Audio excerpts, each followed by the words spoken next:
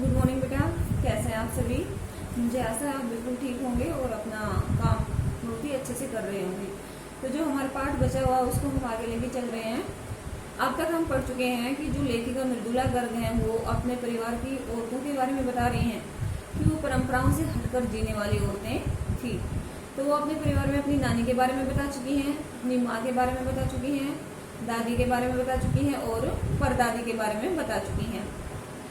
अंत में हमने पढ़ा था कि जो लेखिका की परदादी है उन्होंने एक नामी चोर को बहुत ही सहजता से सीधे रास्ते पर ले आई थी वो। तो चलिए अब हम इससे आगे पढ़ते हैं। अब खानदानी विरासत थी या जीवाणुओं का प्रकोप, उन दो सन की बूढ़ियों के बीच मैं अच्छी फंसी। सन की बूढ़ियां कौन कौन? एक तो उनकी नानी और एक उनकी जो परदादी थी वो। एक तरफ माँ जी के चलते अपने लड़की होने पर कोई हीन भावना मन में नहीं उपजी, दूसरी तरफ नानी के चलते देश की आज़ादी को लेकर नाहक रोमानी ही रही। तो एक तो जिस तरह उनकी नानी देश की आज़ादी के प्रति जागरूक थी, उसी तरह लेखिका हैं उनके मन में भी आज़ादी की गहरी भावना थी। और दूसरी तरफ जो उनकी नानी लड़का और लड़की में कोई भेद उसकी परदादी लड़का और लड़की में कोई भेद नहीं करती थी। उसी तरह जो लेखिका मृदुला गर्ग हैं उसे भी अपनी लड़की होने पर किसी तरह का कोई पछतावा या शर्मिंदगी नहीं थी। 15 अगस्त 1947 को जब देश को आज़ादी मिली, या कहना चाहिए जब आज़ादी पाने का जश्न मनाया गया, तो दुर्भाग्य से मैं बीमार थी। तो जिस दिन हमारे देश अंग्रेजों से आज़ाद हुआ, लेखिका बता रही हैं कि उस दिन मैं बीमार थी। उन दिनों टाइफाइड खासा जानलेवा रोग माना जाता था, क्योंकि उस समय टाइफाइड का इलाज नहीं था, इसलिए उसे जानलेवा बीमारी समझा जाता था। इसलिए मेरे तमाम रोने धोने के बावजूद डॉक्टर ने मुझे इंडिया गेट जाकर जश्न में शिरकत करने का इजाज़त नहीं दी। शिरकत करने का मतलब हिस्सा लेना। तो डॉक्टर ने उसे आज़ादी के जश्न में हिस्सा लेने से मना कर दिया। इसलिए हमारे पिताजी जो बात बात पर सत्ताधारियों से लड़ते भिड़ते फिरते थे, चुप्पी साध गए। क्यों? क्योंकि जो वो डॉक्टर थे वो उनके नाना के परम मित्र थे। इसलिए जिस तरह उनके घर में उनके नाना का रोग था, उसी तरह उसके मित्र को भी वहाँ बहुत सम्मान दिया जाता था, इसलिए उसकी बात का किसी ने विरोध नहीं किया। मैं बदस्तूर रोती तड़पती रही, वो पूरी तरह रोती रही। क्या कोई बच्ची इकलौती गुड़िया के टूट जाने पर रोया होगा? मेरी उम्र तब 9 बरस की थी, इतनी छोटी नहीं कि गुड़िया से बहती और इतनी बड़ी नहीं कि डॉक्टरी तर्क समझती। तो लेखिका बता रही है कि जिस तरह कोई अपनी प्रिय गुड़िया के रोने पर टूट जाने पर रोता है, उसी तरह मैं भी इंडिया गेट जाने के लिए मुझे जब रोक दिया गया था तो मैं रो रही थी। तंग आकर पिताजी ने मुझे ब्रदर्स का राम जो उपन्यास पकड़ा गए, ये एक उपन्यास था आज़ादी से संबंधित। किताबें पढ़ने का मुझे मिराक था, मिराक का मतलब शौक था। सो जब कुछ देर बाद मैंने देखा कि पिताजी को छोड़कर घर के बाकी सब प्राणी पलायन कर चुके थे और पिताजी दूसरे कमरे में बैठे अपनी किताबें पढ़ रहे थे, तो रोना धोना छोड़कर मैंने भी किताब खोल ली। तो जब लेखिका की समझ में आया कि अब मुझे कोई नहीं लेकर जाने वाला, तो उन्होंने भी किताब पढ़ना शुरू कर दिया। एक बार शुरू कर लेने पर उसमें मुझे इतनी मोहलत नहीं दी कि दोबारा रोना शुरू करूं या कोई और काम पकड़ूं। तो पूरी तरह से ब्रदर्स का राम जो उपन्यास था उसे पढ़ने में मगन हो गई। किताब कितनी समझ में आई वो अब तक नहीं जानती, क्योंकि उसके बाद इतनी बार पढ़ी कि सारे पाठ आपस में गड़बड़ हो गए। यानी उस किताब को उसने कई बार पढ़ा, इसलिए वो ये नहीं बता सकती कि पहली बार में उसे वो किताब कितनी समझ में आई थी। कितना पहली बार में पल्ले पड़ा, कितना बाद में कहना मुश्किल है, पर इतना विश्वास है के साथ कह सकती हूँ कि उसका एक अध्याय जो बच्चों पर होने वाले अनाचार अत्याचार पर था, मुझे पहली बार में ही लगभग कंठस्थ हो गया था। कंठस्थ होने का मतलब मुंह जुबानी याद हो जाना। तो उसमें एक अध्याय था जिसमें बच्चों पर होने वाले अत्याचार पर प्रकाश डाला गया था। तो लेखिका बता रही है कि वो मुझे पहली बार में ही मुंह जुबानी याद हो गया था। उम्र के हर पड़ाव पर वो मेरे साथ रहा और मेरे लेखन के एक महत्वपूर्ण भाग को प्रभावित करता रहा। जैसे जादू का कालीन, मेरा नाटक नहीं, वह 3 किलो की छोरी जैसी कहानियाँ, व कठ गुलाब उपन्यास के कई अंश। तो जितने भी नाम उन्होंने इन पुस्तकों के लिए हैं, इन रचनाओं के लिए हैं, इन सभी पर उस उपन्यास का गहरा प्रभाव था। माँ जी की मन्नत का असर रहा होगा कि मैं ही नहीं, मेरी चारों बहनें भी लड़की होने के नाते किसी हीन भावना का शिकार नहीं हुई। तो तो जो उनकी परदादी थी उसके संस्कार उनके अंदर थे, जिसके कारण लेखिका और उसकी जो 4 बहनें और थी वो अपने आप को किसी भी तरह से लड़कों से कम नहीं मानती थी। नानी माँ और परदादी की परंपरा बरकरार रखते हुए लीग पर चलने से भी इनकार किए रही, और जिस तरह उसके परिवार की जो बड़ी औरतें थी वो लीग से हटकर चलती थी, यानी परंपराओं को नहीं मानती थी, उसी तरह लेखिका और उसकी बहनें भी परंपराओं से हटकर जीवन जीती थी। पहली लड़की जिसके लिए मन्नत मांगी गई थी वो मैं नहीं, मेरी बड़ी बहन मंजूल भगत थी। तो जो लेखिका है वो दूसरे नंबर पर थी। उनकी से पहले जो बड़ी लड़की थी जिसकी परदादी ने मन्नत मांगी थी कि हमारे घर में पहले बच्चे के रूप में लड़की हो, वो उसकी बड़ी बहन थी मंजुल भगत। घर का नाम था रानी, बाहर का मंजुल। लेखिका अवतार हुआ मंजुल भगत, यानी वो जो लेखिका बनी तब किस नाम से लिखने लगी? मंजुल भगत। क्योंकि लिखना शादी के बाद शुरू किया गया और अपना नाम बदलकर पति का ग्रहण करने में कोई हीन भावना आड़े नहीं आई, इसलिए पैदाइशी जैन नाम छोड़ भगत बनी। यानी कि उनका जो परिवार था वो मैंने पहले ही बताया था कि जैन धर्म को मानता था, तो वो अपने नाम के पीछे जैन लगाते थे। लेकिन वो शादी के बाद उन्होंने जब लिखना शुरू किया तो अपने पति का सरनेम अपने नाम के पीछे जोड़ दिया और मंजुल भगत लिखने लगी। दूसरे नंबर पर मैं थी, घर का नाम उमा, बाहर का मृदुला। मैंने भी शादी के बाद लिखना शुरू किया, सो बतौर लेखिका नाम चला मृदुला गर्ग। तो जो गर्ग है ये लेखिका ने भी अपने पति का सरनेम लिखा। मुझे याद है जब हमने लिखना शुरू किया उससे कुछ पहले नारीवाद का चलन हुआ था। शादी के बाद नाम न बदलने का रिवाज उसी ने चलाया था। मन्नू भंडारी का हवाला देकर हमसे पूछा भी जाता था कि आप लोग इतने पोंगापंथी गुरगुशु क्यों हैं? पोंगापंथी गुरगुशु का मतलब परंपराओं से बंधे हुए।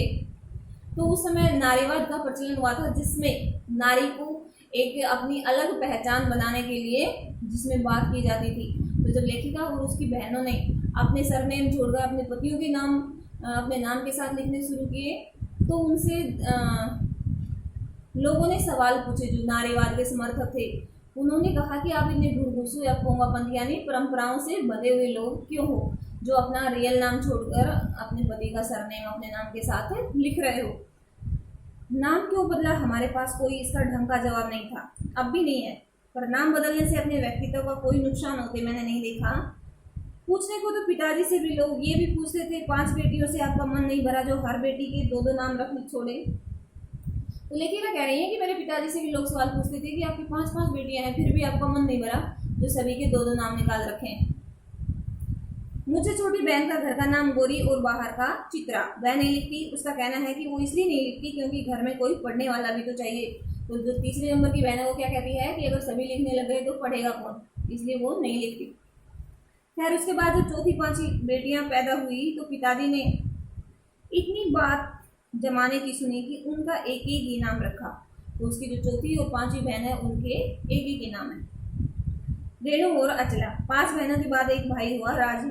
मजे की बात यह है कि बीच की 2 बहनें यानी कौन कौन, जो उसकी तीसरे नंबर की बहन है और चौथे नंबर की बहन है, उन्होंने लिखना नहीं शुरू किया। बाद में अचला और राजीव फिर उसमें जा फंसे, यानी उन दोनों ने फिर से लिखना शुरू किया। वो भी लेखक लेखिका हैं।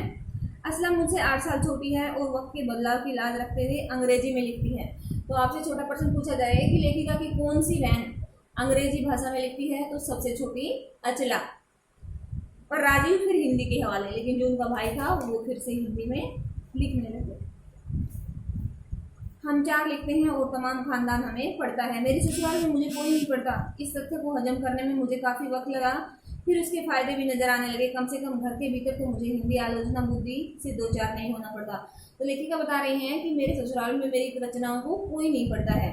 शुरू में लेखिका को बहुत बुरा लगा, लेकिन बाद में कह रही हैं कि इसका फायदा भी है कि वहाँ पर कोई भी मेरी रचनाओं को नहीं पढ़ता, इसलिए वहाँ कोई मेरी आलोचना नहीं करता, मेरी रचनाओं में कमियाँ नहीं निकालता है।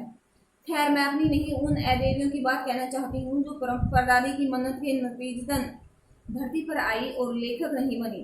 उसकी जो 2 बहनें जो बनी उन्हें सांस लेने की जरूरत कुछ ज़्यादा हो समझ में आता है। जैसा मेरे पिताजी ने एक बार मंजुल भगत से कहा था, कोई दम नहीं घुटता, सांस लेने की जरूरत ही ज़्यादा है। यानी उन्होंने ऐसा मजाक किया था कि लेखक बनने में ज़्यादा सांस लेना पड़ता है। पर यहाँ तो हम से तो गैर बहनें 1.25 चौथे नंबर वाली रेणु का आलम ये था कि गर्मी की दोपहर में स्कूल से वापसी पर जब गाड़ी उसे और उससे छोटी बहन अचला को बस में से लेने जाती तो रेणु उसमें बैठने से इनकार कर देती। उसका कहना था यूं थोड़ा सा रास्ता गाड़ी में बैठकर तय करना सामंतशाही का प्रतीक था। तो वो कह रही है कि वो भी परंपराओं से हटकर चलने वाली थी। जब दोपहर के समय गाड़ी उनके घर जो गाड़ी थी वो उनको स्कूल से लेने जाती तो जो रेणु है वो उस गाड़ी में बैठने से इनकार कर देती थी कि बस से उतरकर और थोड़ा सा रास्ता गाड़ी में बैठकर तय करना झूठा दिखावे का प्रतीक है, इसलिए वो पैदल ही आती थी, जो शायद था, यानी वो था भी था दिखावा। पर साथ ही पिताजी के अतिरिक्त लाड का भी। लेखिका कह रही है कि ये दिखावा तो था कि थोड़ी सी दूर बस से उतरकर भी वो पैदल नहीं चलती थी, लेकिन साथ ही इसमें पिताजी का प्यार भी दिखता था कि वो अपने बच्चों को जरा भी तकलीफ नहीं देना चाहते थे। और रसोई को खाना खिलाकर जल्दी फारिग करने की लाचारी भी। माँ तो सब चीज़ों से उदासीन रहती थी, पर पिताजी काफ़ी टूटते भूनते जब देखते कि अचला गाड़ी में बैठी आ रही है और रेणु पीछे पीछे पसीने में तरबतर खरामा खरामा खरामा खरामा का मतलब भीगी हुई, तो पिताजी को बड़ा गुस्सा आता जब वो देखते थे कि उसकी छोटी बहन है अचला, वो तो गाड़ी में बैठ के आती थी, लेकिन जो रेणु है वो गाड़ी के पीछे पीछे पैदल ही पसीने में भीगी हुई पैदल आती थी। बचपन में एक बार चुनौती दिए जाने पर उसने जनरल थिमैया को पत्र लिखकर उनका चित्र मंगवा लिया था, जो एक मोटरसाइकिल सवार जवान आकर उसके हाथ में दे गया था। पड़ोस में उसका रुतबा काफ़ी बढ़ गया था, तो किसी ने उससे शर्त लगाई कि आप जो जनरल थिमैया है, आर्मी में ऑफिसर थे, आप उनका चित्र मंगवा लीजिए। तो उन्होंने पत्र लिखा, तो जो जनरल थे उन्होंने एक जवान के हाथ चित्र भिजवा दिया था। तो लेखिका बता रही हैं कि इस बात के कारण पड़ोस में उसका रुतबा काफ़ी बढ़ गया था। गाड़ी में बैठने के साथ उसे इम्तिहान देने से भी परहेज था। स्कूल तो जैसे तैसे पास कर लिया, पर जब बीए का इम्तिहान देने की बारी आई तो वो अड़ गई। पहले मुझे समझाओ कि बीए करना क्यों जरूरी है, तब मैं इम्तिहान दूंगी। तो लेखिका कह रही है कि वो जिस तरह गाड़ी में बैठने से उसे परहेज था, वो गाड़ी में नहीं बैठती थी, उसी तरह उसे परीक्षा देने से भी परहेज था। उसका कहना था कि परीक्षा क्यों दी जाए। तो लेखिका बता रही है कि स्कूल तक तो उसे जैसे तैसे समझा दिया गया, लेकिन जब बीए में परीक्षाएं आई तो वो अड़ गई कि मैं परीक्षा नहीं दूंगी। पहले मुझे ये बताइए कि परीक्षा किस लिए दूं। अगर मुझे यकीन आ गया कि हाँ कोई फायदा है, वरना नहीं, कि अगर मुझे कोई फायदा नजर आया परीक्षा देने में तो मैं परीक्षा दूंगी, नहीं तो नहीं दूंगी। हमने तरह तरह के तर्क दिए। माँ ने कहा पिताजी से पूछो। तो पहले ही लेखिका बता चुकी हैं कि माँ को हमारी परवरिश से कोई लेना देना नहीं था, तो उन्होंने सीधा जवाब दे दिया कि आप अपने पिताजी से पूछिए कि परीक्षा क्यों देनी है आपको। पिताजी ने कहा नौकरी कर पाओगी, शादी कर पाओगी, लोग इज्जत से देखेंगे, वगैरह वगैरह। तो ये सभी कारण पिताजी ने उसको परीक्षा देने के बताए। कोई तर्क विश्वसनीय न लगा न रेणु को न खुद उन्हें। आखिर उन्होंने उसी कुतर्क का सहारा लिया जो युगों से माँ बाप के काम आता रहा है। कहा बीए करो क्योंकि मैं कह रहा हूँ करो। तो लेखिका कह रहे हैं कि जब किसी भी बात से वो नहीं मानी तो पिताजी, जैसे कि हर माँ बाप अपने बच्चे पर जवाब डालता है कि हम चाहते हैं इसलिए तुम ये काम करो, तो उसी तरह पिताजी ने भी कहा कि तुम बीए करो क्योंकि मैं चाहता हूँ। रेणु ने बीए कर तो लिया, पर सिर्फ पिता की खुशी के लिए, यानी पास होने लायक नंबर लाकर। सच बोलने में वो माँ से भी 2 कदम आगे है। गनीमत ये है कि आधा समय उसके सच सुनकर लोग सोचते हैं वो मजाक कर रही होगी, इसलिए बिना मेहनत वो लोगों को हंसाए रखती है। आज भी उसे कोई इत्र भेंट करता है तो वो कहती है नहीं चाहिए, मैं तो नहाती हूँ। तो लेखिका कहती है कि अगर आज भी कोई उसे सेंट जो परफ्यूम है वो दे तो वो क्या कहेगी कि मैं तो नहाती हूँ, मुझे नहीं चाहिए। यानी कि परफ्यूम किस लोगों को चाहिए, जो नहाते नहीं हैं।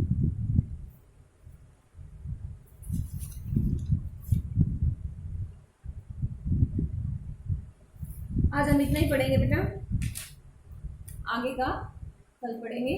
जो पर्सन बचे हुए हैं वो आप याद कर लेना। थैंक्स।